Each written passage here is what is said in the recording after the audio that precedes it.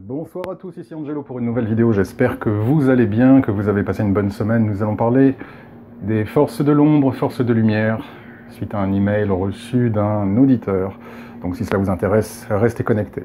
Commençons.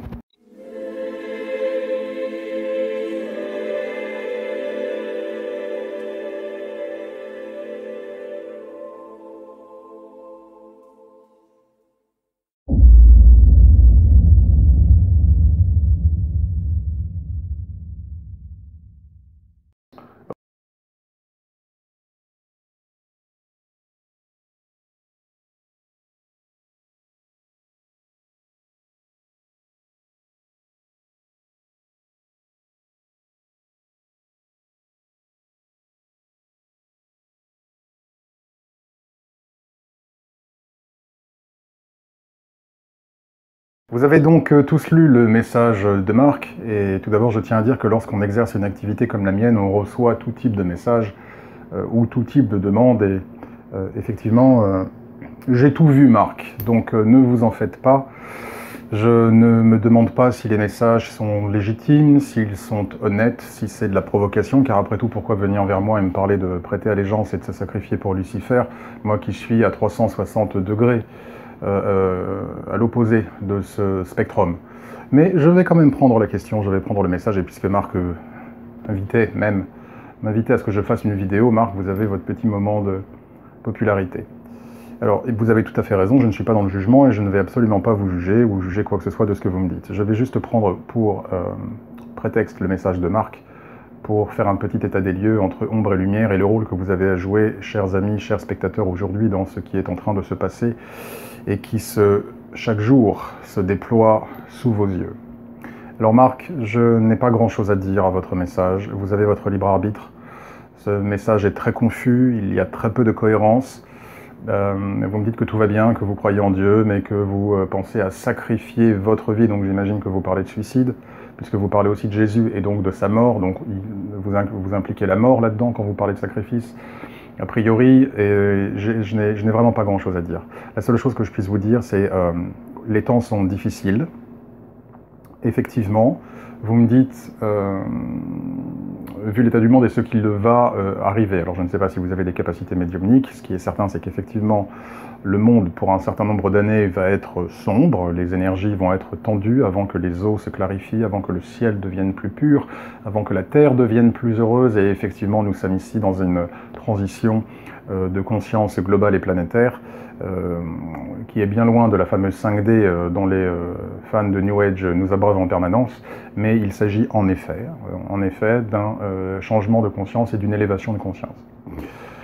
Pour juste terminer avec le message de Marc, si vous voulez agir dans ce monde, déjà, je ne vois pas en quoi le sacrifice de votre vie va impacter en quoi que ce soit pour améliorer l'humanité entière, hein, je cite ce que Marc dit, vous avez de l'ambition de penser que par le sacrifice, quoi que le mot sacrifice puisse dire, cela pourra contribuer à aider l'humanité entière. Vous prenez également l'exemple de Jésus. Jésus ne s'est pas sacrifié, Jésus a accepté son destin qui était de réaliser les prophéties. Je ne pense pas que votre destin soit de sacrifier votre vie, quoi que cela puisse signifier, envers Lucifer, et je ne vois pas en quoi le fait de pactiser avec les forces de l'ombre va pouvoir améliorer l'état du monde actuel, sachant que ce monde appartient déjà aux forces de l'ombre, ou en tout cas qu'il est en proie aux forces de l'ombre, il ne leur appartient pas, mais en tout cas ce monde est le monde des forces de l'ombre, puisqu'elles se déchaînent chaque jour au travers des passions, des désirs, de l'avidité, des envies, des jalousies, des peurs, des colères, etc., etc., du pouvoir, de l'ambition, de l'ego. Le monde est déjà cerné par les forces de l'ombre, Marc. Donc, dites-moi en quoi le fait de prêter allégeance et de se sacrifier à Lucifer va pouvoir améliorer un monde qui est d'ores et déjà victime des forces de l'ombre, qui montre par nature et par essence chaque jour qu'elles n'ont qu'une seule ambition, c'est la perte et l'aliénation de l'homme. Si vous voulez rendre service à ce monde, puisqu'apparemment ce monde vous touche et vous tient à cœur, Marc, accomplissez vos obligations karmiques. Vous avez des enfants, vous avez des responsabilités envers eux. D'abord une responsabilité en tant que père, bien évidemment, une responsabilité émotionnelle, psychologique, pour permettre à vos enfants de grandir et de croître en équilibre et en harmonie dans un monde qui effectivement n'est pas simple. Je pense qu'ils ont besoin d'un papa. Et également, vous avez des obligations spirituelles et karmiques envers vos enfants. Donc, si vous voulez être utile au monde, soyez utile envers ceux qui sont proches de vous, à commencer par votre propre sang, vos propres enfants. Je tiens également à dire la chose suivante, c'est que oui, le monde est difficile, oui, le monde est sombre, mais nous avons deux manières de considérer les actions qui sont les nôtres et notre politique. Nous pouvons collaborer ou nous pouvons résister. Je ne serai jamais un collaborateur des forces de l'ombre. Jamais. Donc plus au contraire je vais voir que ce monde est en proie à des forces antagonistes et en proie à des forces qui jurent la perte de l'humanité, plus cela va me pousser à sortir de ma carapace et à aller dans le monde pour répandre à mon petit niveau la lumière divine. Jamais je ne collaborerai avec les forces de l'ombre, avec un quelconque pacte ou que sais-je, qui d'ailleurs n'aboutirait absolument à rien et n'arrangerait absolument en rien l'état d'un monde qui est déjà suffisamment en proie à ces forces maléfiques. Donc, j'en reste là avec le message de Marc, je n'ai pas grand-chose à dire. Marc, vous avez votre libre arbitre, je ne vous juge pas.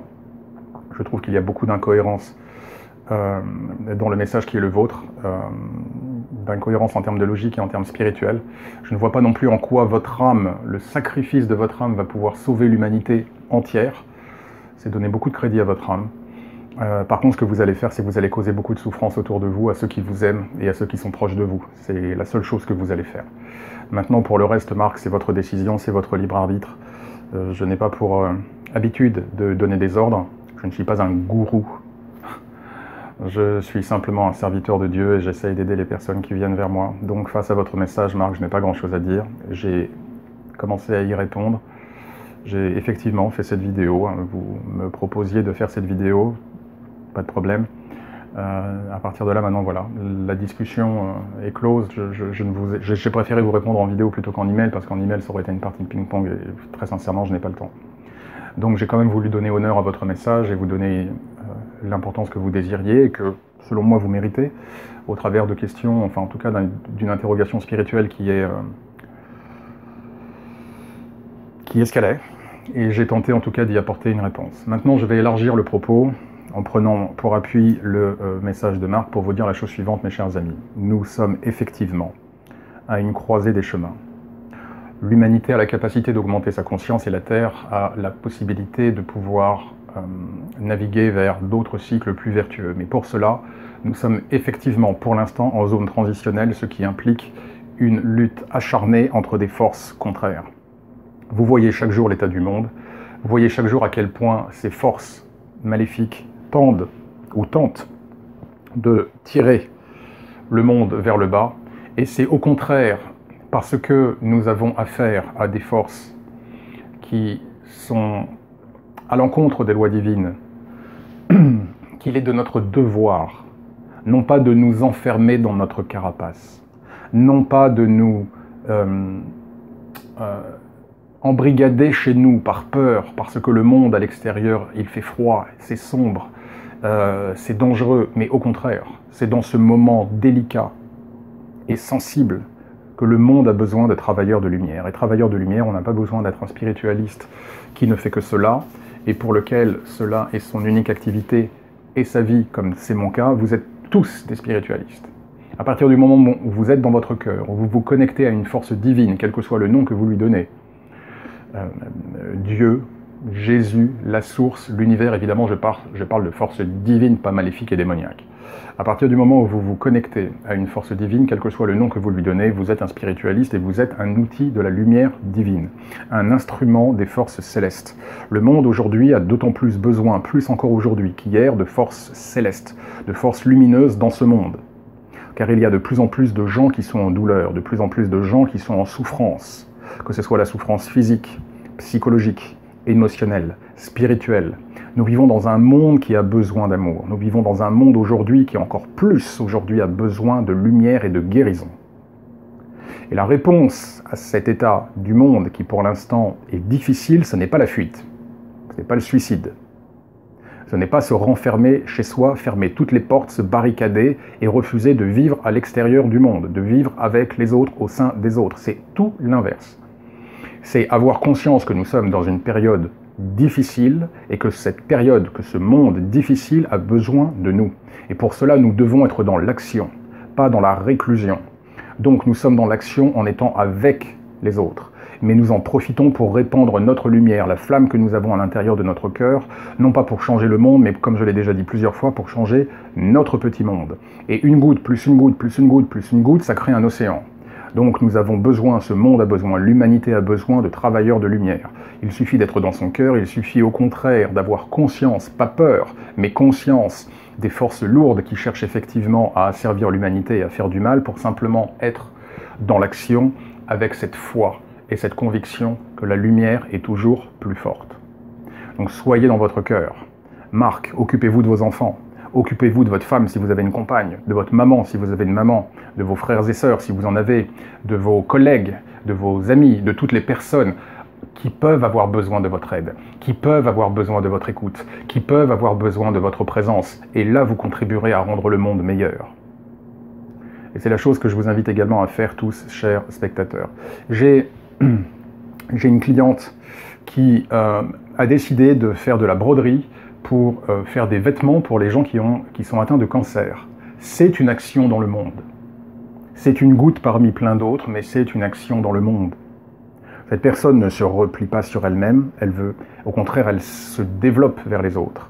Elle veut apporter de l'amour, de la présence, de la compassion, du réconfort, de l'assistance, de l'altruisme envers les autres. Et donc elle a décidé effectivement d'utiliser ses talents de couture pour confectionner des vêtements qu'elle va donner aux cancéreux, quel que soit leur âge, qu'il s'agisse d'enfants, de personnes adultes ou de personnes âgées.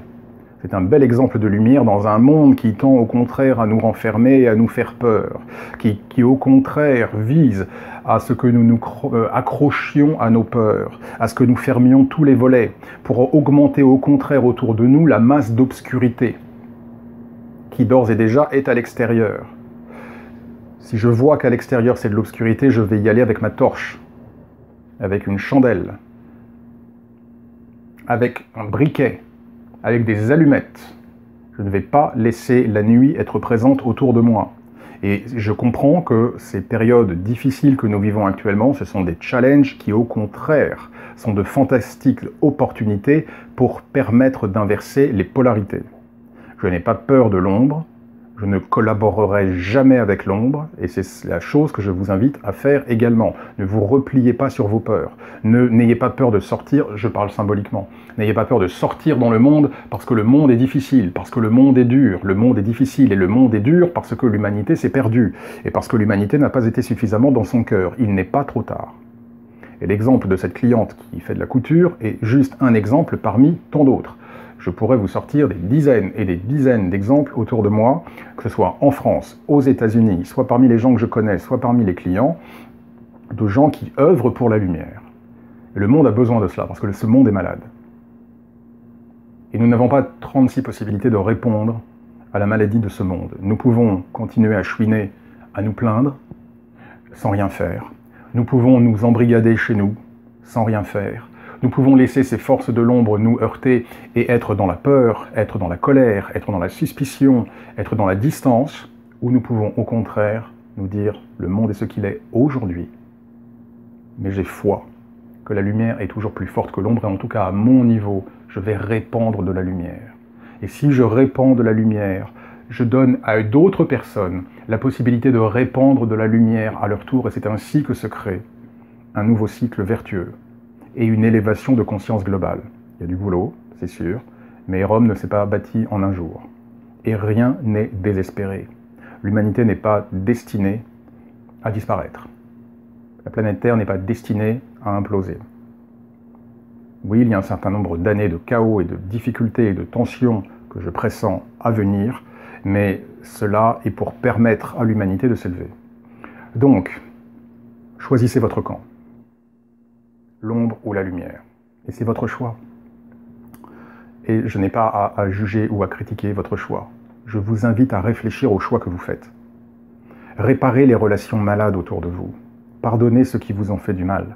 Demandez pardon à ceux que vous avez fait du mal. Remettez-vous en question et voyez comment vous pouvez mieux faire pour améliorer votre vie et vos interactions avec les autres. Soyez ouverts au monde autour de vous et à ceux qui en ont besoin. À ceux qui sont en détresse et en souffrance. On peut tous aider au moins une personne en souffrance. Que ce soit une personne que nous connaissons ou une personne que nous croisons dans la rue, un SDF ou peu importe. Il y a 1 million de manières de faire du bien autour de soi. Mais pour cela, encore faut-il vouloir être dans son cœur, avoir conscience que l'on a cette mission d'être un vecteur de la lumière divine et que nous pouvons utiliser cette vie pour apprendre et grandir spirituellement tout en étant un conduit de la lumière divine et tout en répandant et diffusant cette lumière autour de nous. Voilà, je vais en rester là pour l'heure. Merci à tous en tout cas pour vos messages. J'espère que vous avez passé une bonne semaine jusqu'à présent. Prenez bien soin de vous et que Dieu vous bénisse.